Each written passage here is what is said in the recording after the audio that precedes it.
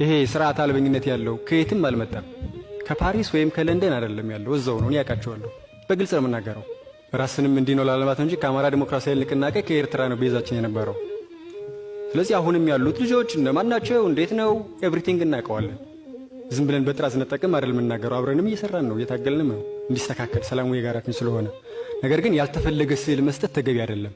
አሁንም ክቡር ጠቅላይ ሚኒስትር ደግሜ ደጋግሜ እንደው መግለጽ የምፈልገው ሰላምና ሰላም በጣም በጣም ወሳኝ ነው እና የሰላሙን ጉዳይ እንደው ቀን እንድ ማታም ቀንም በፍጥነት ሰርተን እኛም አግዘን ያስቸኳይ ጊዜ አዋጅ ተነስቶ ወደ ነበረበት መመለስ መቻል አለበት።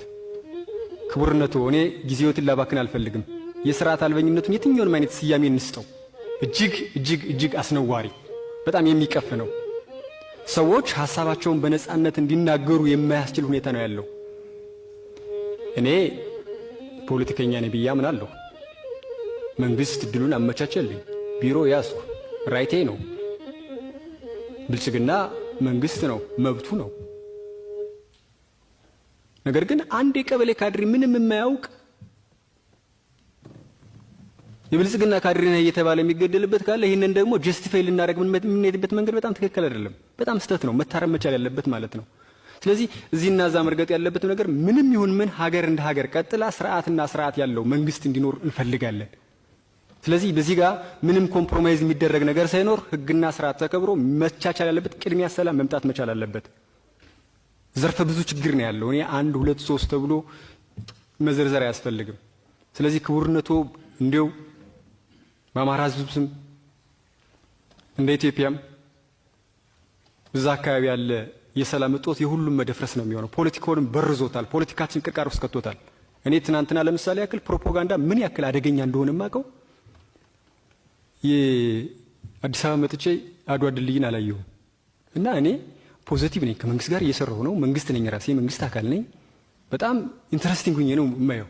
ግን እንደዚህ ምኒልክ ሊነሳ ነው ኦርሰንቲ ሲሉ ምን ያክል ዳይቨርት እንደሚያደርግ ትናንት ግን እውነት ለመናገር እንደ ዝም ብሎ ከንቱ ውዳሴ ለመስጠትም አይደለም። የሚኒሊክን አደባባይ ስናይ ያድዋ 00 ነው ሳይ ታሪኩን ኢምፕሬሲቭ ነው የሆንኩት። እኔ አይ ላይክ ማች ሞር በጣም ነው የወደድኩት። በጣም ኢምፕሬስ ያደረኩት ምን ለማለት ነው? ፕሮፓጋንዳውም እየበረዘ ነው፣ እየበከለ ነው እና ሀገር ፍቅር የሚለካበት አብሮ መስራት፣ ነገን ማሰብ እንደ ሀዳሪነት እየታየ አማራ ክልል ላይ ትልቅ ፈተና ሆኗል።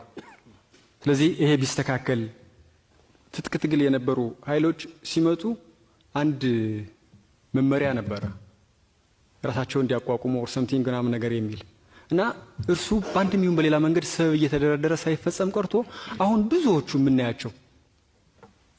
የምናያቸው